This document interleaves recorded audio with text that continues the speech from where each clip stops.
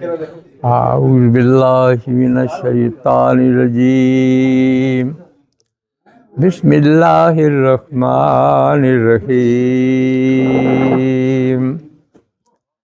Well لکل ہمزۃ لمزۃ الذی جمع مالا وعددہ یحسب ان مالہ اخلدہ کلا لینبذن فی الحطمۃ وما ادراک ما الحطمہ نار اللہ الموقدۃ التی تطلع علی الافئدہ انہا علیہم مؤصدۃ فی عمد ممددہ صدق اللہ العظیم۔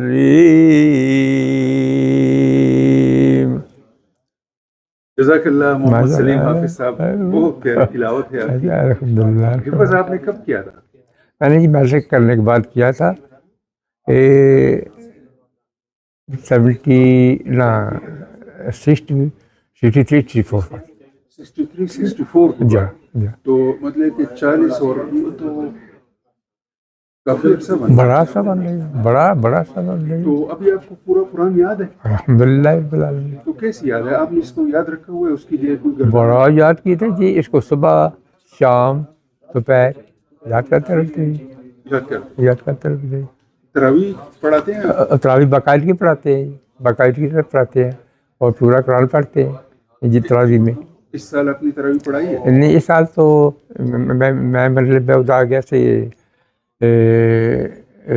دورے میں، دورے سے پھر ادھر آ گیا تو جی اس سال نہیں میں پڑھا سکا، وقت پہلے میں پڑھاتا رہا باقاعدگی تو سے۔ آپ حفظ آپ کے والدین نے آپ سے زبردستی کروایا ہے؟ نہیں جی، مجھے خود ہی شوق تھا، میں ایک درس میں جاتا تھا، بہت ہی چھوٹا تھا، تو جب میں دیکھا کہ وہ لوگ زبانی پڑھتے ہیں مجھے بڑا شوق ہو گیا، تو پھر میں نے اپنے ابو امی کو کہا کہ میں کرنا چاہتا ہوں، میں کرنا چاہتا ہوں۔ تو ان دنوں میں میٹرک میں پڑھتا تھا۔ جب میں میٹرک کا امتحان لیا تو میرے والد صاحب مجھے پھر اپنے درس میں لے گئے تھے، وہاں سے میں نے جی ہاں۔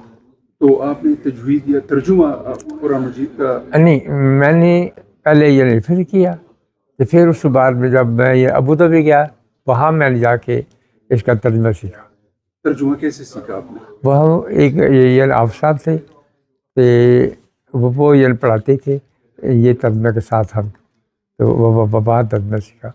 تو پھر اب یہ یہاں آ گیا ہوں، تو یہ پچھلا سال میں نے یہ دورے میں دیکھا، تو اس سال دورے میں کیا تو بہت بہترین ہو گیا ترجمہ، بہت اچھا آ گیا، بہت اچھا آ گیا جی ہاں۔ اور آپ کام کیا کرتے رہے؟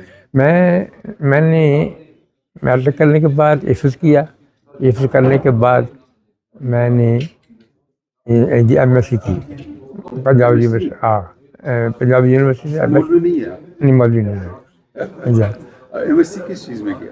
ایم ایس سی میں نے یہ اسٹیٹسٹکس میں کیا، اسٹیٹسٹکس میں کیا۔ جاب میں پھر جو ہی میں نے ایم ایس سی کی، مجھے آفر آ گیا نیشنل اسمبلی سے as A S assistant secretary.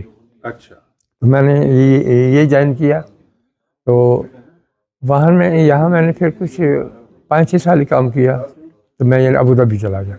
اچھا، ابوظہبی میں چلا گیا تو وہاں ایٹلاک ہے ابوظہبی نیشنل آئل کمپنی، تو جس میں مجھے جاب مل گئی تھی، تو بڑی سی سیلری تھی، وہاں سے ریٹائر ہو کے تو میں ابھی ہوں۔ اچھا، آخری بات، جو بچے حفظ کرنا چاہتے ہیں یا جو بچیاں، ان کو آپ کیا مشورہ دیں؟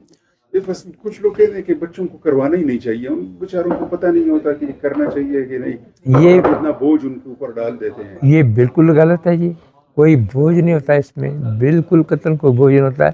یہ اللہ کی ایسی یہ نصرت آ جاتی ہے، یہ یاد کرنا تو بڑا مشکل ہے، لیکن اللہ کی نصرت ہوتی ہے، کوئی پتہ نہیں چلتا، کوئی برڈن نہیں ہوتا، کچھ بھی نہیں ہوتا ہے۔